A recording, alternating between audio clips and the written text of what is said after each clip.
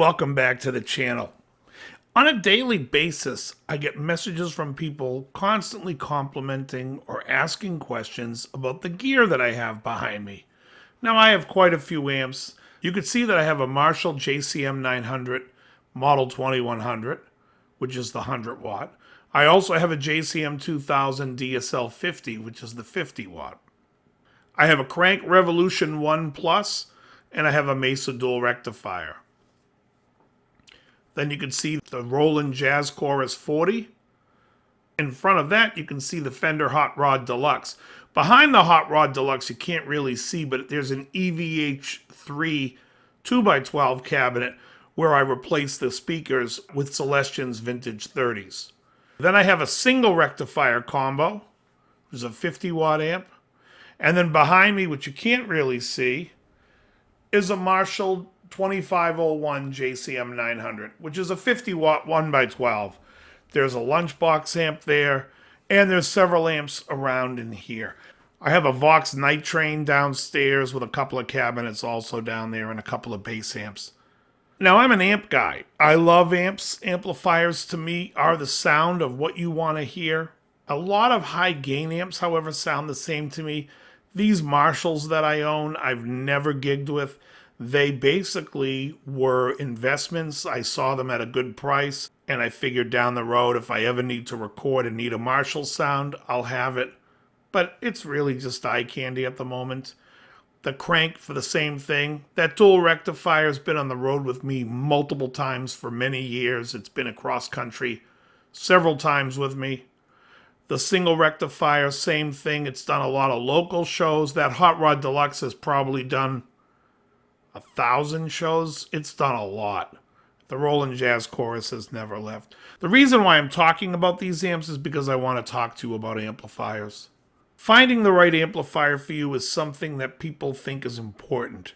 And in a way it can be. However, if you are not gigging, you have no intention of going out and gigging, you're not even going to be jamming with people, I would not worry about what amp you're using.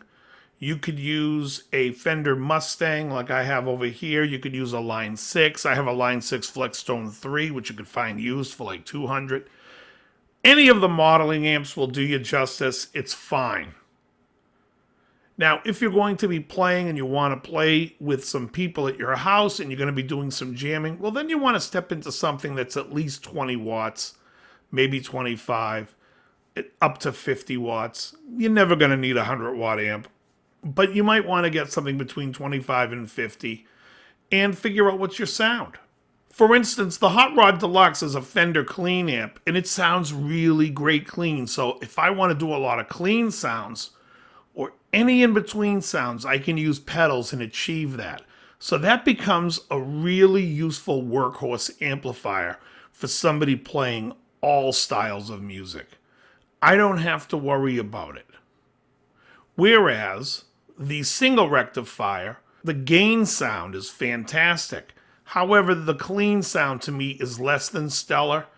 And when I hear it, I actually pine for the days of playing the Hot Rod. So I prefer the Fender Hot Rod clean. If you're playing in a hard rock situation, well, then you'd want something that has gain. Whatever it is you play, or whatever it is you're going to play, you have to like it. Let's put that out there first. How the amp responds to the way you play is a personal preference. You have to like that amp. It doesn't matter if somebody says it doesn't sound good or that's the greatest sounding amp, or some guy on YouTube is telling you this amp sounds better than this amp sounds better than that amp. That doesn't matter. Whatever amp feels good when you play it. As far as how it's going to sound, the amp is only going to sound as good as you are. If you're a great player and you play a Marshall DSL 40C combo, you're going to sound fantastic.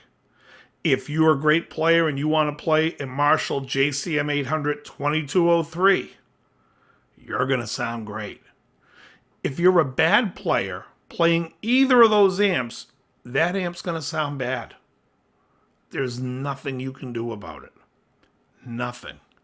Years ago, I had a guy come into the studio. He wanted to play my dual rectifier. He plugged in. It sounded horrible. I couldn't believe it sounded horrible. Partially, it was the pickups. He was playing Seymour Duncan's, and I always think they sound like shit anyways. Seymour Duncan's not my bag. But that doesn't mean that you might not like it. However, he wasn't a great player, and the amp sounded not that great. I went back to it to play, and everybody that was in my band was looking at me and goes, whew, all right, the amp still sounds good. Back in the day, Steve Vai used to play Carvins, and the producer of David Lee Roth's first solo album wasn't having it. Hated the way they sound, didn't like the way they sounded mic'd up, just thought the amps were unusable. He ended up using Steve Stevens' Marshall rig, and they got the great sounds on that album that they needed. But that's really from the producer's point of view that he didn't like that sound. Steve obviously went back and used Carvins and continued to use Carvins and loved Carvins until they don't make them anymore. But the bottom line is what you like when you play. Does the amp respond? The bottom line, if you like the way it feels when you play it, play it. I have to be honest, I probably have more amps than I know most people have. There's guys who have a lot more than me, and there's definitely guys who have less, and I never practice with an amp. I just don't give a shit. I play without an amp. I just play the guitar. When I go to plug it in, it's like a treat. I've gigged on amps and played so many amps in my life. It's like putting on a pair of pants. It's just when I'm home, I like to walk around with my pants off. Very good.